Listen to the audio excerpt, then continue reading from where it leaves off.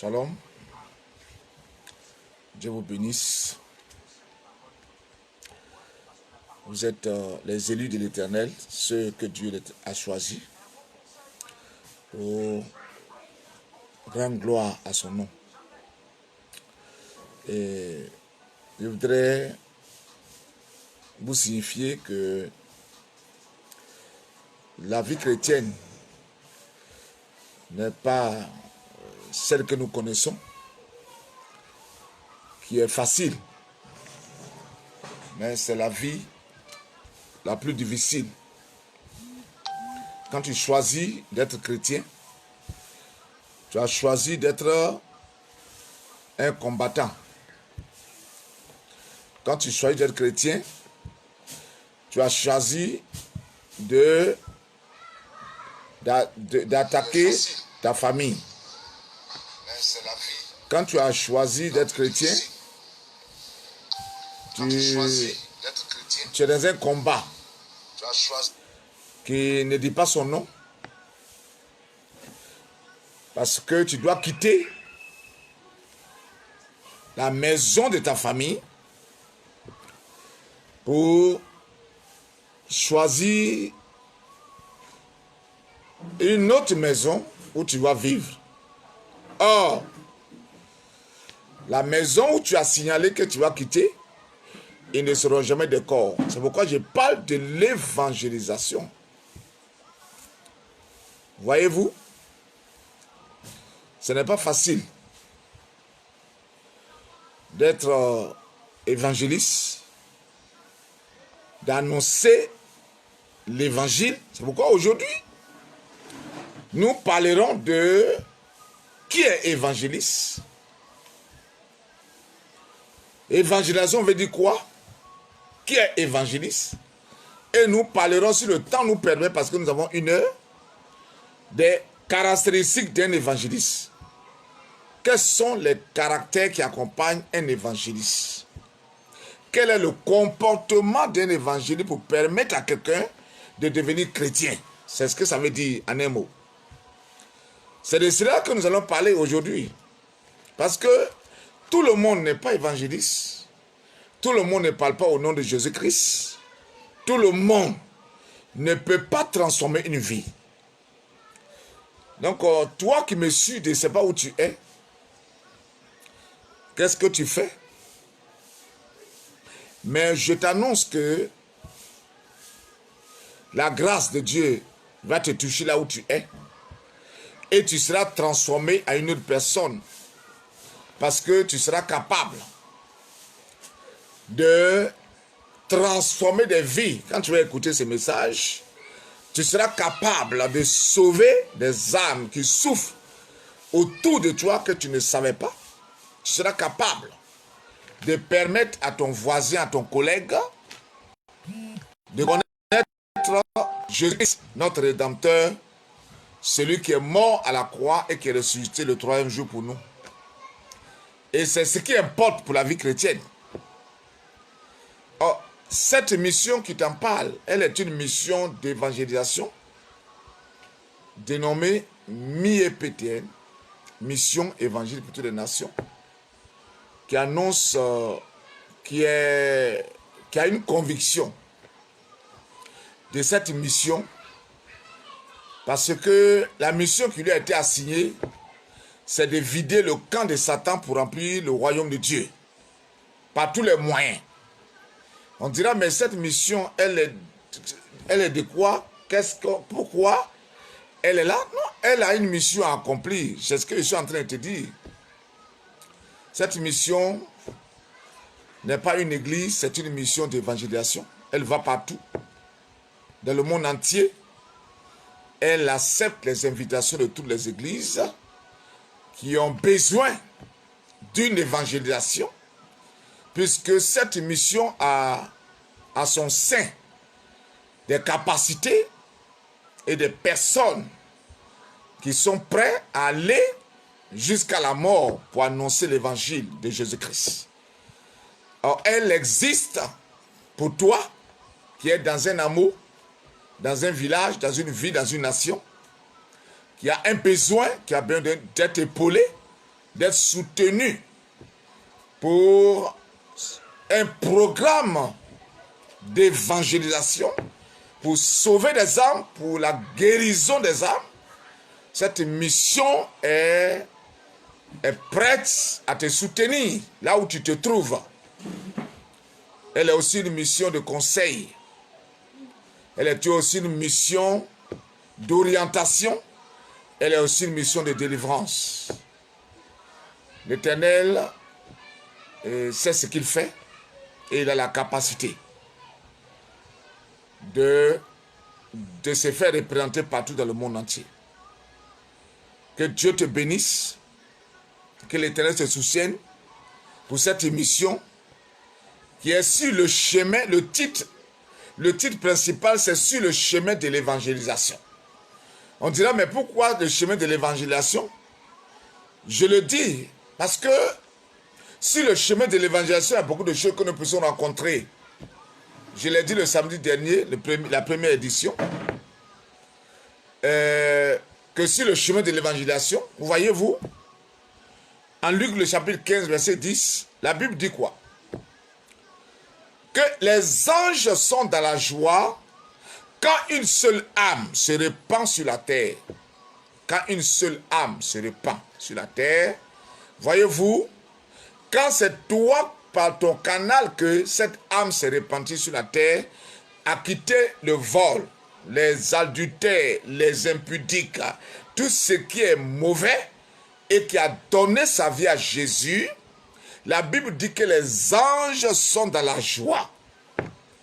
Or, donc, je suis en train de te dire, si les anges sont dans la joie, à cause de ce que tu as posé comme action, alors, je ne sais pas, qu'est-ce que Dieu ne peut pas faire pour toi? C'est pourquoi cette émission est dénommée, elle est dénommée sur le chemin de l'évangélisation. Sur le chemin de l'évangélisation, je me répète, il y a le travail, il y a le mariage, il y a l'élévation, il y a le voyage. Je le dis parce que je ne suis pas en train de dire que c'est...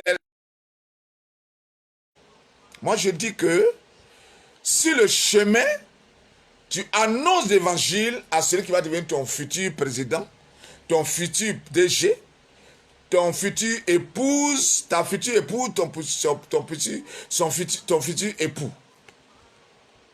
Car nous avons les témoignages des personnes à qui on a lancé la parole et avec le temps, nous nous sommes retrouvés dans l'entreprise où il est le responsable. Ce n'est pas parce que c'est pour ça que tu as annoncé l'évangile, mais sur le chemin, il y a eu la grâce. Sur le chemin, il y a eu le mariage. Sur le chemin, il y a eu le passeport, le voyage et l'élévation. Et je veux, par cette émission, inscrire quelqu'un sur ce chemin-là. Le texte que nous allons utiliser, vous allez comprendre pourquoi je parle de ce thème sur le chemin de l'évangélisation. Parce qu'il y a beaucoup de choses que nous rencontrons sur le chemin de l'évangile. Il y a le combat, ça c'est vrai. Mais quand c'est le combat, Dieu te délivre toujours. Parce que Jésus a dit, je ne refuse pas qu'on te combatte, mais tu vas remporter la victoire. Et ensuite, sur le chemin de l'évangélisation, il y a des rencontres que nous faisons. Il y a des choses que nous rencontrons qui puissent nous aider à devenir des personnalités dans l'avenir. Beaucoup de personnes aujourd'hui, ils ne discuteront pas avec moi. Ils sont assis sur des fauteuils, ils sont des trônes. C'est sur le chemin de l'évangélisation. Donc si le Seigneur nous ramène à ça, il faut que nous puissions comprendre que sur le chemin de l'évangélisation, il y a beaucoup de choses pour nous.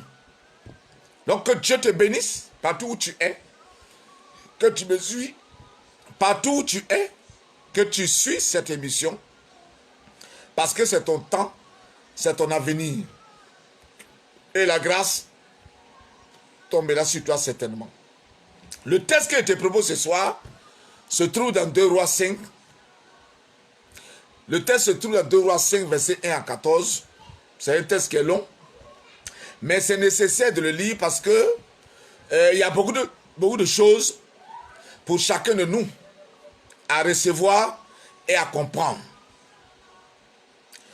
Alors, je veux m'appuyer sur le test de ces jours que j'appelle l'évangélisation. L'évangélisation.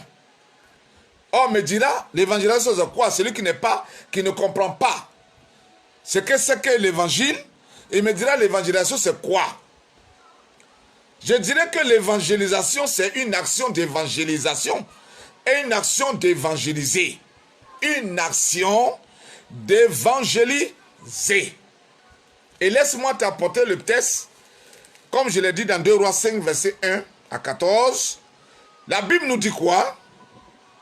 Naaman, chef de l'armée du roi de Syrie, jouissait de la faveur de son maître et d'une grande considération. Car c'est par lui que l'Éternel avait délivré les Syriens, mais cet homme fort et vaillant était lépreux. Malgré qu'il était fort, vaillant, par lui des gens étaient délivrés, il était lépreux. Mais suis-moi, tu comprendras pourquoi l'évangélisation est importante. Le verset 2, la Bible dit, oh les Syriens, parce qu'il était Syrien, chef d'État, chef de l'armée syrienne. Le verset 2 dit, oh les Syriens étaient sortis par troupes et ils sont allés en patrouille. Les Syriens sont allés en patrouille, l'armée syrienne est partie en patrouille sous recommandation du général Naaman. Et la Bible dit quoi?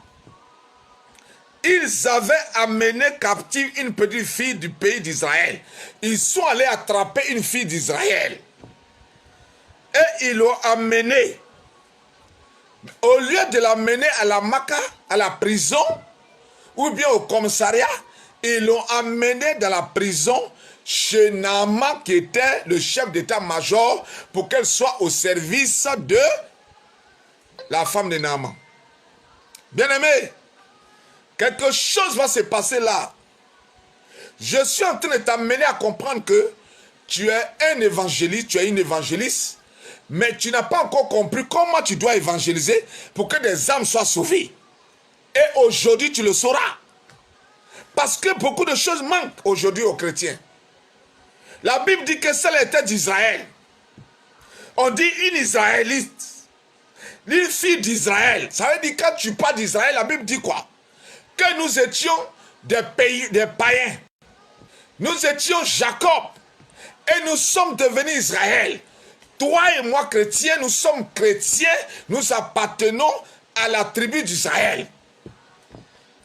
Et la Bible dit que cette fille d'Israël a été prise captive pour envoyer, au lieu de l'envoyer à la Maka, au lieu de l'envoyer dans une prison, on l'a envoyée dans la maison de Naaman. Ah, tu vas comprendre quelque chose. Le verset 3, bien-aimé, elle dit à sa maîtresse, oh, si mon Seigneur était auprès du prophète, qui est en Samarie, le prophète le guérirait de sa lèpre. Mais je te dirai pourquoi elle a dit ça. Qu'est-ce qui s'est passé avant qu'elle le dise? J'arrive. Naaman, elle a dit à son maître, la jeune fille du pays d'Israël, elle est chrétienne, elle travaille chez moi. Elle m'a dit, et pourquoi je suis venu te parler? Parce que je suis convaincu de sa chrétiennité. J'ai été convaincu qu'elle est bien. Oh, on ne parlerait pas de toi. J'arrive. Excuse-moi. Seigneur, elle dit, mon Seigneur, elle m'a dit, elle a parlé de telle et telle manière. Et le roi de Syrie dit, va, rends-toi à Samarie et j'enverrai une lettre au roi d'Israël. Il partit prenant avec lui 10 talents d'argent, 6000 cycles d'or et 10 vêtements d'argent et de rechange. Il porta au roi d'Israël la lettre. Ah, ils ont pensé que c'est une affaire de roi et roi. Et il était dit, maintenant quand cette lettre sera parvenue, tu sauras que je t'envoie Naaman mon serviteur, afin que tu le guérisses de sa lèpre. C'est le roi qui dit ça. Verset 7. Après avoir lu, le roi d'Israël déchira la lettre, ses vêtements et dit, suis-je un Dieu pour faire mourir et pour faire vivre, qu'il s'adressa à moi afin que je guérisse un homme de sa lèpre? Sachez donc et comprenez qu'il cherche une occasion de dispute avec moi. C'est normal. Je continue. Lorsque Élisée, homme de Dieu, a appris que le roi d'Israël avait déchiré ses vêtements, il envoyait dire au roi, pourquoi as-tu déchiré tes vêtements? Laisse-le venir vers moi et il saura qu'il y a un prophète en Israël. Alléluia, dis amen à ça, bien-aimé. Tu dois dire amen parce que tu es un prophète, tu es quelqu'un que Dieu va utiliser bientôt pour orienter. Naaman vint avec ses chevaux et son char et s'arrêtait à la porte de la maison d'Élisée. Élisée était le prophète établi. Élisée lui fit dire par un messager, va et lave-toi 7 fois dans le Jourdain, ta chair redeviendra saine et tu seras pur. Voyez-vous, Naaman fut irrité, et il s'en alla en disant, voici, je me disais qu'il sortira vers moi. Il se présentera lui-même, il invoquera le nom de l'Éternel, son Dieu. Il agitera sa main et sur la place et guérira le lépreux. Les fleuves de Damas, il parle de lui maintenant là où il est. Les fleuves de Damas, d'Albama, et les parpares ne valent-ils pas mieux que toutes les eaux d'Israël? Ne pourrais-je pas m'y laver et devenir pur? Et il s'en retourna et partit avec fureur. Mais ses serviteurs s'approchaient pour lui parler et lui dire, mon père, et si le prophète te demandait quelque chose de difficile et savait ce qu'il parlait, ne l'aurais-tu pas fait? Combien plus dois-tu faire ce qu'il t'a dit? Lave-toi et tu seras pur. Je continue, je m'arrête bientôt. C'est le dernier verset, le verset 14. Il descendit alors et se plongea 7 fois dans le Jourdain, et selon la parole de l'homme de Dieu, et sa chair redevient comme une chair d'un jeune enfant et il devient pur. Seigneur, oh, je te prie, Papa. Oh, bless your words. It's not me. You are sending me to preach the words, your people. Because you are called me. Enough for today. I pray now. I need your anointing. In the name of Jesus. Give me your power. I want to everybody become the evangelist. To know why you are calling him and why you are sending him to announce your words. This is the mission for us this day. Please, my Lord, bless everybody in the world you follow me. Englishman, Frenchman, I pray for your hand. Bless everybody. And this word is entering the level of somebody. Thank you, my Lord, because you are with me. I know that. You are not abandoned me. You are with me. By your anointing, by your protection, by your blood is protecting me. Your angel is with me to announce these words. Thank you, my Lord, in the name of Jesus. Amen. Alors, je voulais te dire que l'évangélisation, c'est l'action d'évangéliser. Et un évangéliste, c'est qui? C'est une personne que Dieu utilise pour annoncer une bonne nouvelle, qui est l'évangile. Quand tu regardes 2 Timothée 4, verset 5, Dieu a dit, Timothée, tu as été pris, il faut que tu annonces. Oui, c'est important. Bien-aimé, c'est très important. C'est important que nous devons comprendre que nous, là, nous ne sommes pas n'importe qui. Voilà. Mais toi, sois sobre en toutes choses. Supporte la souffrance. Fais l'œuvre d'un évangéliste. Remplis bien ton ministère. Paul a dit à son fils, évangéliste Timothée, tu dois remplir cette mission d'un évangéliste. Je le suis moi-même. Et c'est pourquoi Dieu m'a instruit de t'en parler. Parce que tu dois pouvoir évangéliser. Un évangéliste, c'est une personne que Dieu utilise pour annoncer une bonne nouvelle, qui est l'évangile. Que Dieu te bénisse. Tu peux méditer cela quand Paul a dit à Timothée, dans 2 Timothée 4, verset 5, Acte aussi, chapitre 21, verset 8. Tu verras cela. Regarde, la Bible nous dit quoi? Regarde, quand Naaman, qui avait des difficultés, qui était chef d'état-major, qui avait sauvé la Syrie dans une situation qui était respectée par le président, considéré. Mais la Bible dit que cet homme vaillant et fort avait un problème, était lépreux. Et il était lépreux malgré sa force. Je ne sais pas quelle est ta position là où tu es. Je ne sais pas si tu es lépreux. La lèpre ici, c'est le péché, c'est les problèmes, c'est les difficultés que tu reçois chaque jour et tu ne considères pas, tu penses que où tu es là, il n'y a rien. Mais je te dis que tu es lépreux. Malgré ta responsabilité, malgré les millions que tu reçois, tu es ministre, tu es quoi que ce soit, où tu es établi, tu es DG, tu es qui. Mais quand tu regardes ta vie, tu es lépreux, tu as des problèmes, tu as des difficultés et tu ne peux pas t'en sortir. Même si tu es super pasteur, même si tu es bishop ou bien quoi, je ne sais pas quel nom tu te donnes, mais je te dis, et toi-même tu sais. Parce que cet homme, je vais t'expliquer comment cet homme manifestait ses souffrances.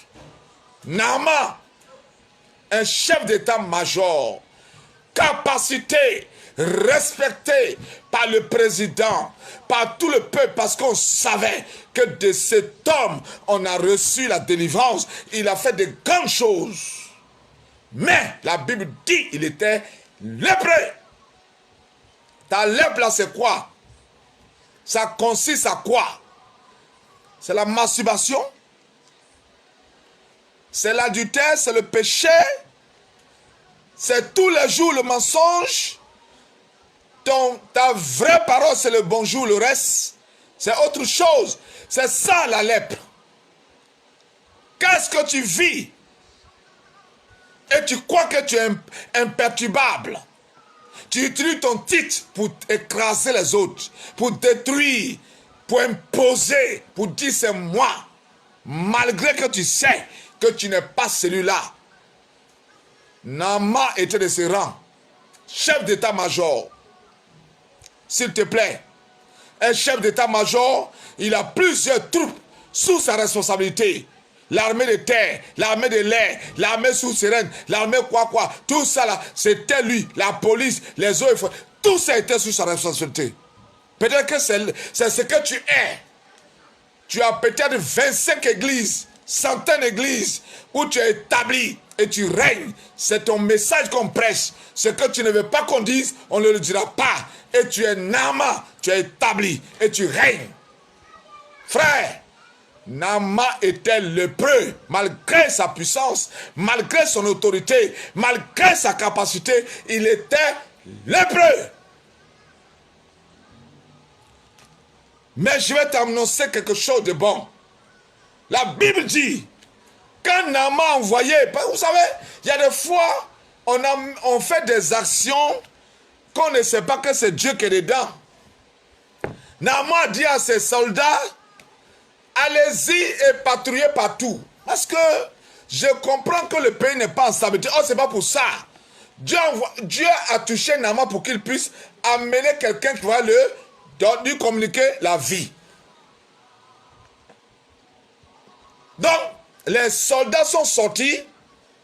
La Bible dit que les soldats sont sortis pour annoncer, pour aller, comment on appelle, pour aller faire les patrouilles. Souvent on dit, l'armée envoie les gens pour aller faire patrouille. Naaman a envoyé aussi pour aller faire patrouille. Et la Bible dit qu'ils ont saisi une fille d'Israël. Ils n'ont pas trouvé d'autres personnes. Hein? La Bible dit, c'est une fille d'Israël qu'ils ont pris. Pourquoi ils n'ont pas pris une fille de Côte d'Ivoire, une fille de Burkina ailleurs? Pourquoi c'est la fille d'Israël? Parce qu'elle devait accomplir une mission dans la vie de Naaman. Toi qui es israélite, qu'est-ce que tu fais de la maison des gens? Je viens, tu comprendras. Pourquoi tu n'avances pas, tu ne reçus pas et tu as les problèmes. En tant que chrétien, dans l'entreprise, dans le pays où tu es parti, partout où tu es, tu n'avances pas, tu as des problèmes, tu sauras ce qui se passe. Frère, quand la fille est arrivée dans la maison de Naaman, elle a débarqué. On lui a dit, ta prison là, c'est dans la maison du général. Elle dit, hey, je suis mort. Pourquoi c'est pas la MACA, c'est pas la police? On m'envoie chez le général. Toi, tu vas aller chez le général bientôt, bien-aimé, frères et sœurs. Ton général, la maison de ton général là, c'est l'entreprise que tu attends pour travailler. C'est le foyer que tu attends pour être là-bas. C'est le pays que tu attends pour être là-bas.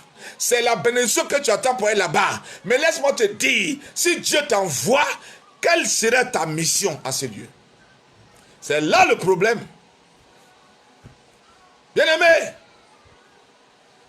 quand la fille est arrivée, elle a pris le contrôle de la maison. Elle a compris que après 2 jours, elle a compris que elle n'est pas venue pour être servante, comme aller préparer nourriture ou quoi, mais malgré qu'elle doit faire ce travail, mais elle est venue pour accomplir une mission pour le Seigneur. Parce qu'elle a compris un jour la souffrance de cet homme. Cet homme se plaignait. Je suis lépreux, je souffre. Oh, je ne sais pas comment je vais me guérir. J'ai été dans beaucoup de pays, dans beaucoup de nations pour chercher la guérison. Jusqu'à présent, je suis de la souffrance. Mais je vais me tuer, madame. Elle a entendu ça. Je vais me tuer en même temps. C'est mieux pour que je me tue. La femme lui dit, non mon mari, Dieu peut te sauver, Naaman. Dieu peut te guérir. Et la servante qu'on a pris en prison, elle est israélite, elle est chrétienne, elle a quitté d'Israël, elle a été convertie, elle sait qu'elle est créée pour annoncer l'évangile, elle est créée pour transférer les gens à Jésus-Christ, elle a compris qu'elle doit pouvoir travailler. Elle dit, ah, donc je ne suis pas là pour être servante, pour préparer, balayer et nettoyer la maison, mais j'ai une autre mission que Dieu m'a confiée qui est plus que ça. Dis amen à ta place là où tu es. Parce que je suis en train de te positionner dans un travail. Ne regarde pas confinement. Ne regarde pas cette situation qui se passe. Regarde, quand Dieu parle, il a une puissance où il veut créer quelque chose pour quelqu'un. Et toi, tu fais partie de ceux-là où Dieu va te positionner quelque part bientôt pour que tu sois celui qui va annoncer l'évangile à des personnes d'être sauvées. Ne regarde pas l'événement, ne regarde pas la situation. On s'en fout de ça, Dieu s'en fout de ça. Ce message d'aujourd'hui va t'introduire quelque part, dans une famille, dans un foyer, dans une entreprise. Ah, tu verras que dès qu'on dit que le gouvernement est fini, le visa que tu attends depuis, on te dira que c'est fait. Il faut prendre l'avion, tu vas venir. Mais c'est ce qui va suivre là, ce que tu dois faire là, c'est ce qu'il va te dire. C'est là que nous échouons, mes amis. Dieu m'a inspiré et je dois te parler. Nous sommes ensemble. J'ai dit que les messages que je donne ne sont pas pour tout le monde.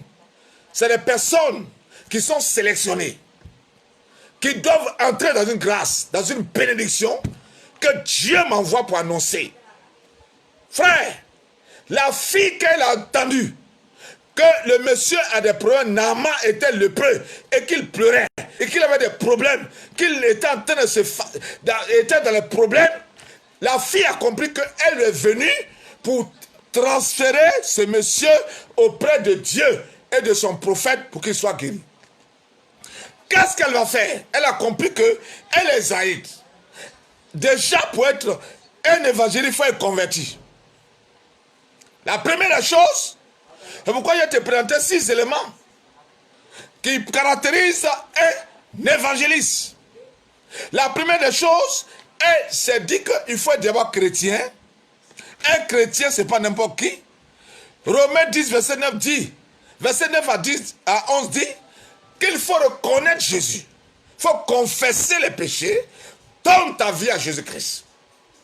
Elle le savait. Et la deuxième chose, elle savait qu'il faut avoir une vie de sainteté. C'est-à-dire quoi? Il faut avoir la crainte de Dieu. Donc, elle s'est inscrite sur cette ligne. Elle a commencé à être une servante selon l'Éternel des armées. Elle n'était pas une servante voleuse. Elle n'était pas une servante qui détourne l'argent des gens. Parce qu'il y a des servantes, quand tu leur donnes l'argent pour aller au marché, elle a un carnet dans le marché où elle prend pour devenir riche. On appelle ça le vol. Elle avait la crainte de Dieu. Parce que les Israélites, et toi, est-ce que tu es chrétien? Un Israélite, c'est celui qui est chrétien. La Bible dit, oh Jacob, je t'ai créé Jacob et je t'ai formé Israël. Je t'ai transformé voleur. Jacob était voleur. Jacob était menteur. Mais moi, Dieu, que tu es venu à moi, je t'ai transformé. Tu es devenu maintenant Israël, un enfant saint. Un enfant qui a annoncé ma parole. Un enfant qui va me représenter dans la dignité. Est-ce que tu le fais? C'est là qu'il est question. La fille savait qu'elle doit pouvoir annoncer l'évangile dans cette maison. Donc, elle a dit, il faut vivre une vie de sainteté. Donc, quand la femme la voit au marché, elle revient à la monnaie. Même quand tu regardes le témoignage, pour que le monsieur croie, parce qu'il y a des gens qui sont incrédules. C'est un Syrien, il ne croyait pas. Il dit, mais Israël, c'est qui ça? Les petits bandits de filles là. Mais il a testé la fille à plusieurs manières. La femme lui a dit, ah, la fille là, quand elle vient là, elle me donne monnaie. Quand elle me respecte, vraiment, quand c'est une étoile, elle est vraiment bien. Certainement, ce jour-là, le gars, il a fait tomber beaucoup d'argent dans la chambre. Et il a fait exprès, comme s'il n'a pas vu. Et la fille, qu'elle a ramassé, elle a dit à madame, maman, cet argent-là, peut-être c'est pour ton tonton. Et elle a pris. Elle dit, ah bon, tu as vu ça? Elle dit, oui. Et quand elle a fait le point à son mari, il dit, non, celle-là, c'est une bonne femme. C'est une bonne fille. Elle craint Dieu. Mais est-ce qu'aujourd'hui, on peut trouver ses servantes? On peut trouver tes employés de ces gens. Il y a des gens, tu les envoies dans une entreprise pour aller travailler. Ils vont créer la guerre de l'entreprise. Ils vont dire, comme je suis le même père spirituel avec le patron, il ne peut rien me faire. Je viens en retard, je fais ceci. Aux heures de travail, il prend la Bible, il dit, Jean 3, 16, verset 20, tant. Écoutez, tu n'es pas pour ça être embauché. On a des servantes aujourd'hui, ils vont prendre la tête de monsieur et madame pour cogner. Madame, quand tu n'étais pas là, monsieur a envoyé une go. Monsieur, quand tu n'étais pas là, maman, ses parents sont venus prendre le riz de la maison. Quel est l'objectif que tu as atteint?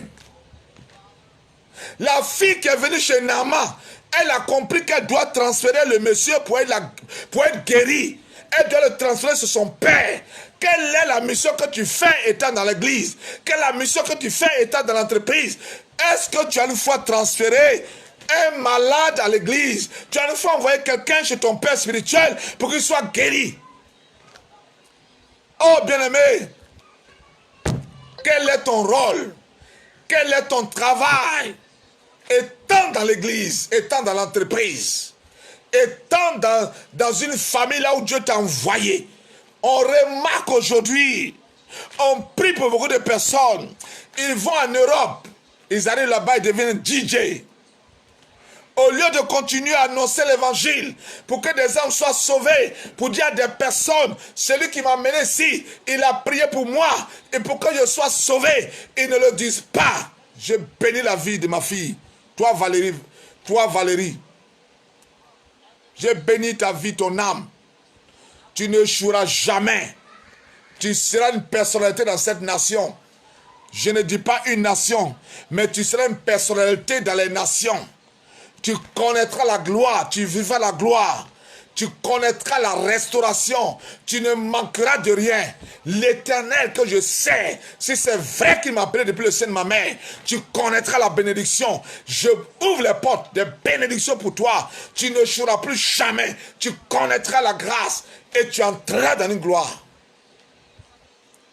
Parce que tu as démontré que tu connais un Père et que tu orientes. Pour cela, je te bénis, ma fille. Partout où tu es, aucun démon ne peut t'arrêter. Tu es inarrêtable. On ne peut pas te bloquer. Si on te bloque ce qu'on m'a bloqué, et si on me bloque ce qu'on a bloqué, Jésus-Christ, toi, tu ne peux pas être bloqué. Je parle à ma fille. Tu es béni à jamais. Tu es béni à jamais. Cette fille, elle a compris qu'elle doit annoncer. Elle n'est pas venue pour être servante. Elle n'est pas venue pour balayer la maison. Elle n'est pas venue pour payer le pain. Elle n'est pas venue pour préparer. Mais elle est venue pour transférer ce grand homme auprès de son père pour qu'il soit guéri. Donc, acte 1, il faut être converti à Christ. Deuxièmement, il faut vivre une vie de sainteté. La troisième des choses, il faut avoir la foi en Dieu. Hébreux 11, verset 1 le dit. Quand nous regardons le verset 3, de 2 Rois, verset 5 à 3, le verset 3 dit quoi? Elle a eu foi que si Naaman arrive sur mon prophète, il va être guéri. S'il accepte Jésus-Christ, s'il donne sa vie à Jésus, il sera guéri. Tu as une fois annoncé l'évangile à quelqu'un qui souffre auprès de toi, qui a des problèmes, qui est en train de mourir. Elle a entendu Naaman pleurer auprès des oreilles de sa femme. Maman, je vais me tuer. Parce qu'il avait pucelé, il voulait te terminer. Quand elle a entendu, elle a dit non. Je ne suis pas venu ici pour m'amuser. Je suis venu pour transférer cet homme auprès de mon père. Combien de personnes as-tu envoyé à l'église?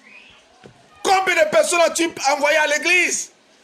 Pour qu'ils soient sauvés, pour qu'ils soient convertis par ton canal. La Bible dit dans Luc 15, verset 10, si une seule âme se répand sur la terre, les anges seraient dans la joie. Mais toi, tu veux quoi? Pourquoi tu n'annonces pas l'évangile? Pourquoi tu ne parles pas de Jésus-Christ à d'autres personnes? Ou bien ta vie est souillée, tu ne vis pas une vie de sainteté, tu n'es pas convaincu de la puissance de Jésus-Christ. Les temps sont mauvais. Frères et sœurs, la situation est difficile. Le temps est mauvais. Jésus revient bientôt et il veut compter sur toi pour remplir son royaume. Mais que fais-tu? Coronavirus est venu pour te dire que Jésus revient bientôt. Pour que tu annonces l'évangile. Et tu fais quoi? Qu'est-ce que tu fais de la parole de Dieu que tu as reçue? La fille d'Israël qu'on a raflée. Voilà pourquoi je déclare que tu seras raflé pour une bénédiction. Tu vas rentrer dans une bénédiction d'élévation. Je le commande au ciel. Que toi qui me suis, tu seras raflé par le Saint-Esprit pour te positionner dans une bénédiction, pour te positionner dans une nation, pour te faire entrer dans un mariage, pour te faire entrer dans une élévation. Mais là, c'est pour que tu puisses annoncer l'évangile. C'est pour cela que je t'envoie dans cette bénédiction. Je ne t'envoie pas pour que tu puisses pavaner, te pavaner. Écoute-moi bien. Il faut avoir la foi en Christ. Et quatrièmement, il faut avoir l'amour. L'amour des âmes. Jean 3,16. 1 Corinthiens 13 nous dit quoi? Qu'il la fille a eu l'amour de cet homme. L'amour de Dieu. C'est dit que cet homme, si je le laisse, il va mourir. Et demain, Dieu va me demander des comptes. Est-ce que tu as une fois pensé à ça, bien-aimé? Tu as une fois pensé à ça? Qu'il y a des occasions que Dieu te donne dans les bacas. Dieu te donne dans le foyer, dans la famille, où tu habites. Même des rencontres sur la route, il y a des gens qui te parlent de leurs problèmes, mais tu es incapable de leur dire, oh, j'ai la solution, ça s'appelle Jésus-Christ. Tu peux ne pas avoir la solution. Mais il faut orienter la personne, frère. Elle dit, oh, maman, si mon maître pouvait aller chez mon prophète, il prend de mon pays, il sera guéri. Parce que Jésus-Christ est assis sur le trône. Il est le Dieu qui apporte la délivrance. Il est le Dieu qui guérit. Il est le Dieu. Bien-aimé. Et le cinquième, il faut avoir un bon témoignage. Ah oui, c'est important. Frère, un témoignage, 1 Timothée 4, verset 6 à 16. Paul a dit à Timothée, il faut avoir un témoignage. Un vrai témoignage. Parce que à ce que tu prêches, et aussi voient comment tu vis. Ils voient comment tu vis. Est-ce que tu as une bonne vie? Et un bon témoignage. Es-tu chrétien? Est-ce qu'ils voient la vie chrétienne en toi? Frère, aie un bon témoignage. Parce que c'est de ça que les gens vont utiliser pour t'écouter. La fille, elle n'a jamais volé sauce. Viens dans la sauce. Elle n'a jamais volé. Elle n'a jamais bloqué l'argent du marché. Elle a toujours venu donner le témoignage. Elle a toujours donné la monnaie. Elle a été toujours juste. Elle a toujours fait ce qui est bon. Le témoignage a touché. Voilà pourquoi tu vois, quand elle a dit à sa maman, maman, si papa pouvait accepter d'aller chez mon père, le prophète serait guéri. Le Saint-Esprit a confirmé ça dans la vie de cet homme. Et il s'est levé, il allait voir son roi pour lui parler de ça. Quand toi tu représentes le Saint-Esprit, il n'y a pas de discussion, bien aimé. C'est pour cela que je te parle. Car Jésus est en toi pour que tu sois un témoin. Jésus est en toi pour que tu sois un sauveur. Jésus est en toi pour que tu puisses transférer des gens. Mais que fais-tu pour que les gens sachent que tu es chrétienne ou tu es chrétien? Frère, le témoignage de cette fille a convaincu cet homme, ce grand homme, ce général de l'armée. Il allait dire à son roi, ah, j'ai vu une fille d'Israël, voilà ce qu'elle m'a dit. Si elle allait dire ça, c'est qu'elle était déjà convaincue de son témoignage. Est-ce qu'on peut s'appuyer sur ta vie chrétienne pour dire oui, cet homme est chrétien, cette femme elle est chrétienne? C'est possible, bien-aimé? Est-ce que cela est possible? Frère, je vais t'encourager et te dire que Jésus-Christ est à la porte. Et il t'attend, il a besoin de toi. Il veut que tu vives le cas de Satan pour remplir le royaume. Il veut que tu orientes les personnes. Il s'est incarné en toi pour que tu sois le sauveur de l'humanité. Parce que tu n'es pas n'importe qui. Alléluia. Oui, le témoignage dans les cours communes, le témoignage dans le travail. Regarde combien de personnes dans les entreprises quand elles arrivent. Qu'est-ce qu'ils font? Qu'est-ce qu'ils font dans les entreprises? Qu'est-ce qu'ils font dans les maisons, dans les cours communes? Tu vas aller dans de ton voisin, de ta voisine. Tu peux lui dire le lendemain, allons à l'église. Dans le travail, quand il y a grève, le DG t'a embauché Recommandation par le pasteur. Tu arrives, c'est toi qui prends un pancarte pour dire DG dehors. Attends, c'est à cela que Dieu t'a envoyé? Il t'a envoyé pour être un syndicaliste? Il t'a envoyé pour annoncer l'évangile ou bien pour être syndicaliste? Et c'est cela notre problème. Voilà pourquoi, pour recommander quelqu'un dans une entreprise, il est difficile. Parce que les hommes et les femmes nous unissent. On envoie des servants dans les maisons. Ils créent la division dans le foyer. Dans le foyer. Ils détruisent le foyer par les rapports négatifs, les rapports sataniques pour détruire le foyer et afin que les foyers soient divisés. Parce qu'ils ne sont pas allés pour travailler, ils sont allés pour diviser. Quel est ton travail? On t'a emmené dans cette entreprise pour que tu sois syndicaliste pour diviser les gens? L'amour de Dieu consiste à faire quoi? La fille, quand on l'a recrutée, on allait faire chose. Ils sont allés la prendre pour l'envoyer en prison. La prison était chez Naaman. Et quand elle est arrivée, elle a compris que Naaman a un problème. Naaman doit être guéri. Naaman doit être délivré. Naaman doit être orienté. Elle a dit, Naaman, maman, je vais orienter chez mon père. Tu as orienté combien de personnes chez ton père spirituel? Tu t'assois pour critiquer ton père spirituel d'abord. Pour dire c'est un mauvais. Lui là, il n'est pas gentil. Moi je vais t'envoyer chez mon père, mais il n'est pas bon. Mais tu es un sorcier. Tu es un démon incarné.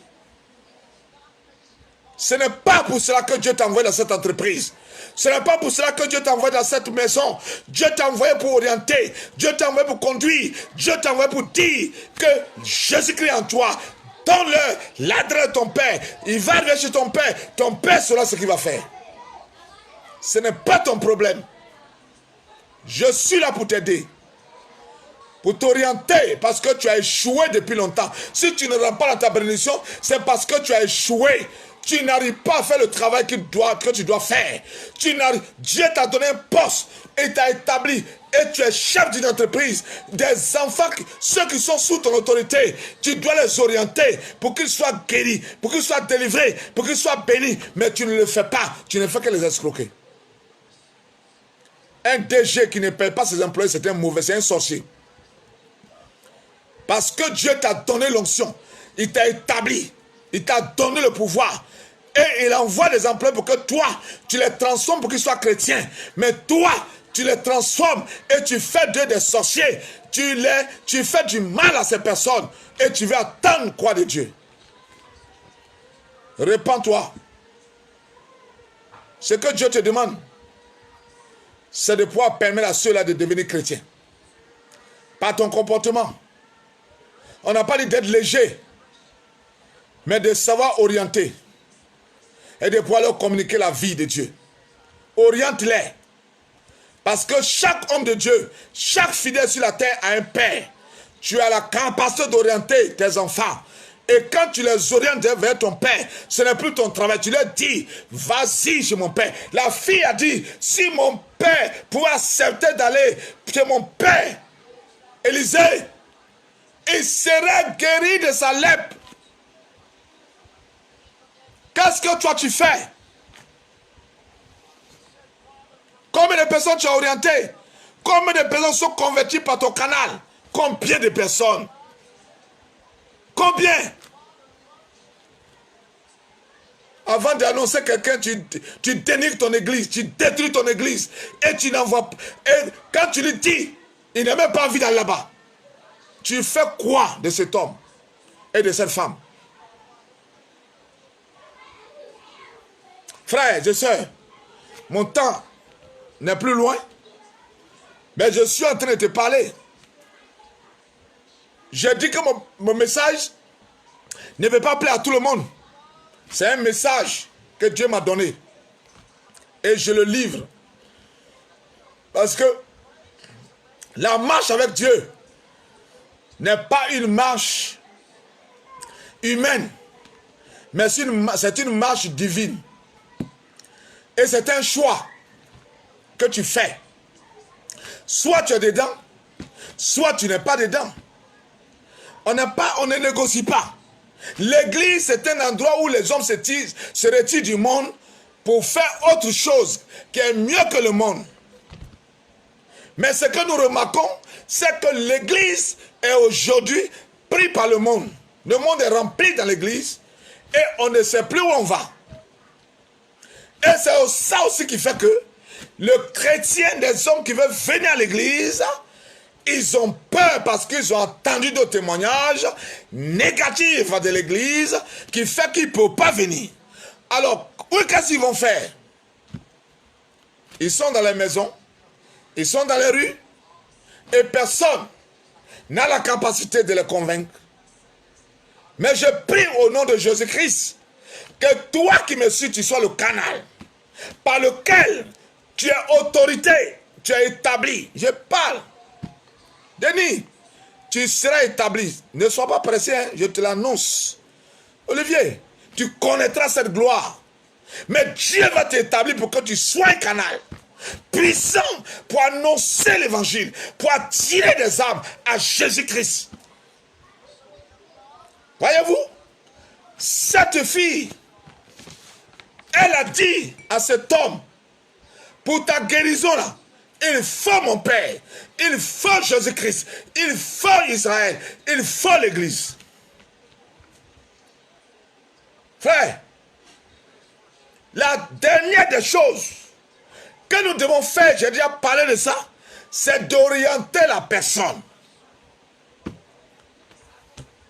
Oriente la personne à l'église. Oriente la personne, c'est ton père spirituel. Oriente la personne là où la personne va recevoir la guérison.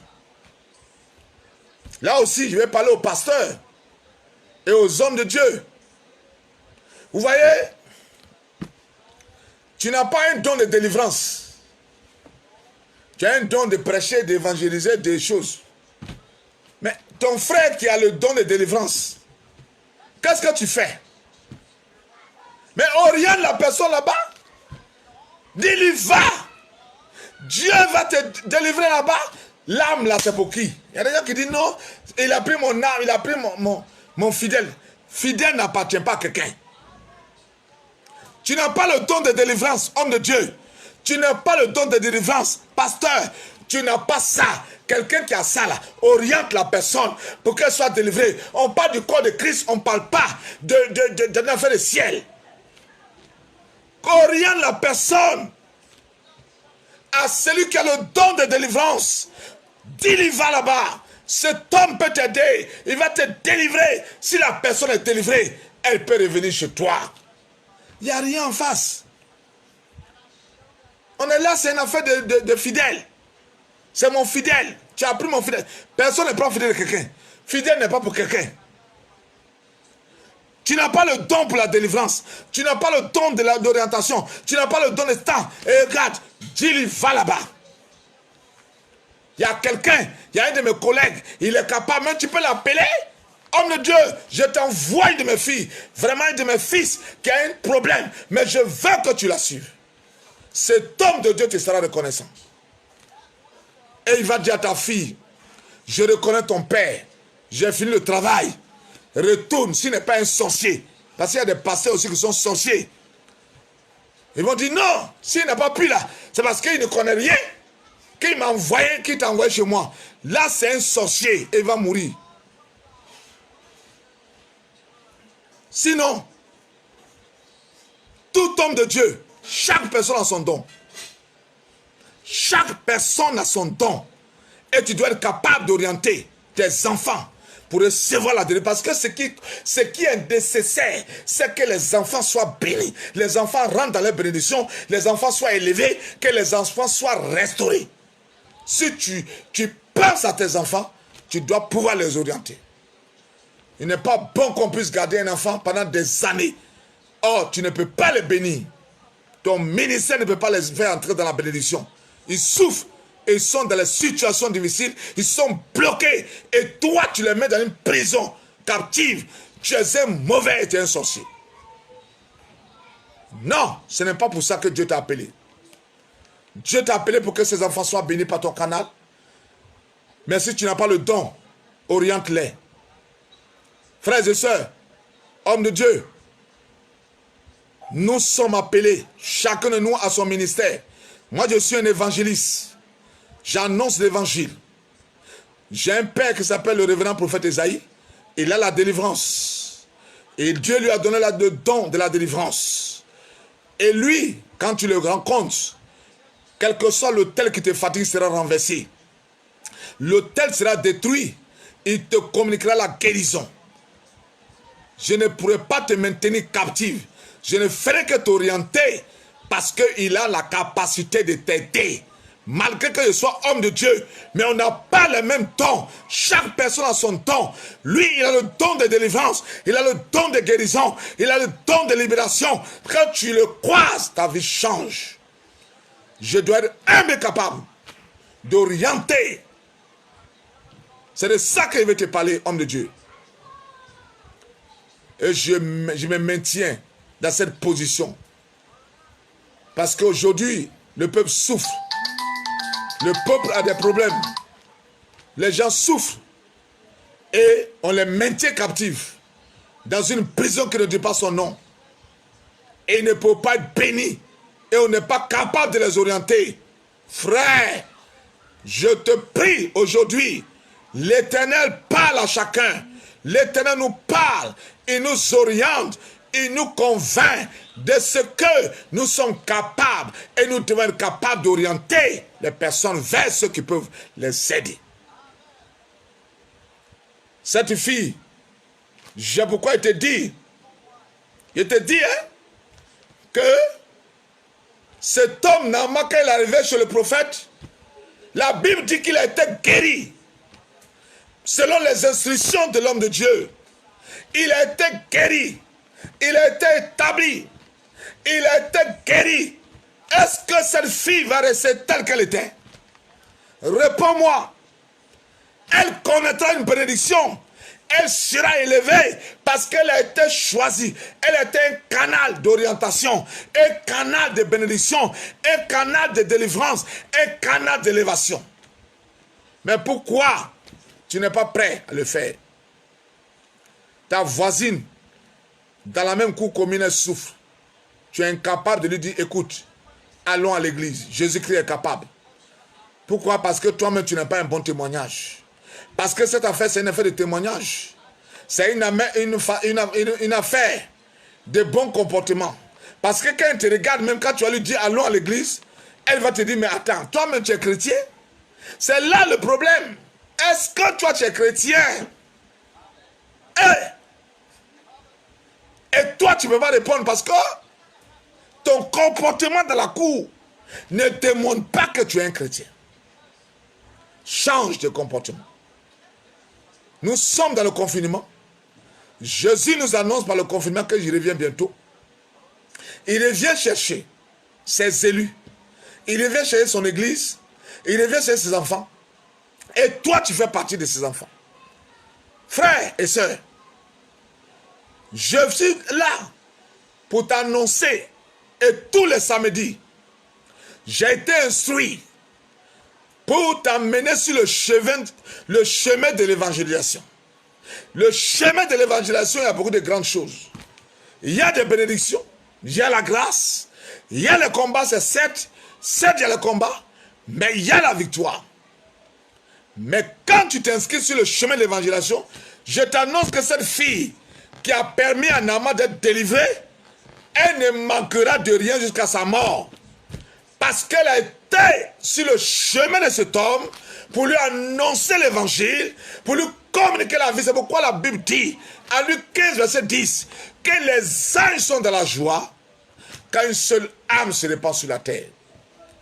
Si ce n'est pas toi que l'âme se répand, quelle joie! Qu'est-ce que tu vas manquer? Bien-aimé, le temps qui m'a été donné est parti. Mais je vais te conseiller. Je vais te dire que Jésus-Christ, il est le même hier, aujourd'hui, éternellement. Ce qu'il a dit hier, il est le même aujourd'hui. Il ne compte que sur toi. Il est entré en toi. pour faire de toi un évangéliste, pour qu'à ton tour tu sois celui qui annonce l'évangile, parce que sur le chemin de l'évangélisation, il y a la bénédiction pour toi, il y a l'élévation pour toi, il y a la restauration pour toi, il y a le voyage pour toi, il y a la gloire pour toi. Je suis venu te le confirmer. Inscris-toi sur le chemin et c'est le Seigneur. Le programme de tous les samedis, par la mission évangile pour toutes les nations, par cette mission qui te parle s'appelle mission évangile pour toutes les nations.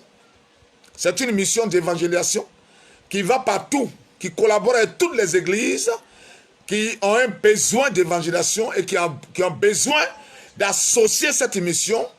Elle est prête à aller. Un individu qui n'arrive pas à aller évangéliser, qui veut contribuer à l'évangélisation, nous sommes ouverts et nous croyons que vous pouvez mieux faire. Vous ne pouvez pas aller sur le chemin, vous ne pouvez pas aller sur le lieu d'évangéliser, mais vous avez la capacité de mettre les moyens parce que l'évangile est gratuit, mais l'évangélisation est coûteuse. Nous sommes à votre disposition. Vous avez la possibilité de nous joindre au 08 00 225 08 80 93 70 00 228 225 plutôt, c'est la Côte d'Ivoire, 00 225 08 80 93 70 et suivi de 05 31 31 54. Vous pouvez nous joindre à ce numéro pour de plus simples renseignements, d'informations, formations par rapport à l'évangélisation. Nous sommes disponibles et nous allons pouvoir orienter, aider quelqu'un à devenir meilleur parce que Christ revient bientôt et il viendra chercher ses vainqueurs. Et toi, tu dois faire partie. C'est pourquoi je t'aime. Et je te dis, Shalom, je vais prier maintenant pour la fin. Père, je te prie. Ta parole est la vérité. J'ai prêché selon ce que tu m'as dit. Et tu l'as fait pour Denis Olivier, pour toute personne qui m'ont suivi en ces jours dans le monde entier, qu'ils soient des anglophones ou des francophones. Éternel, par ta puissance, parce que je suis sur une mission internationale. Cette mission est partout et elle est suivie partout. Je parle à toutes les nations et je déclare qu'au nom de Jésus-Christ, que ta puissance me s'étende. Et je prie celui qui n'avait pas compris le sens de l'évangélisation puisse saisir l'occasion pour s'inscrire sur cette ligne parce que tu reviens bientôt et tu as dit que tu es venu pour que ceux qui sont perdus soient sauvés. Seigneur, tu comptes sur les personnes qui ont suivi ce message. Et je prie que, Père, tu étends ta main et que tu les saisis et que tu les utilises et que tu les convaincs de ta puissance parce que toi, tu es Dieu et que tu es le maître incontestable. Père, bénis-les, couvre-les ta grâce, soutiens-les, environne-les, donne-les cette onction de triompher. Même ceux qui vont suivre après le programme, qui n'ont pas pu suivre le direct, mais qui vont prendre le programme en chemin. Oh Dieu, je prie que tu les localises, que tu leur donnes cette onction, que tu les remplisses de cette puissance, que tu leur accordes la grâce et que Jésus-Christ, toi qui reviens bientôt, tu sois leur maître parce que tu es le Dieu qui accorde la grâce et la bénédiction. Béni sois-tu. Merci pour le programme de mercredi que tu as déjà béni. Parce que je crois que le mercredi, tu donneras un enseignement puissant à tes enfants pour entrer dans leur grâce. Et le samedi prochain, nous serons là pour un message sur le chemin de l'évangélisation. Parce que c'est cela que tu nous as instruit pour agir pour ta gloire. Merci Père. Que la gloire et l'honneur te reviennent. Au nom de Jésus-Christ. Amen. Shalom à vous. Que Dieu vous bénisse. Et qu'on garde le contact pour le mercredi et samedi.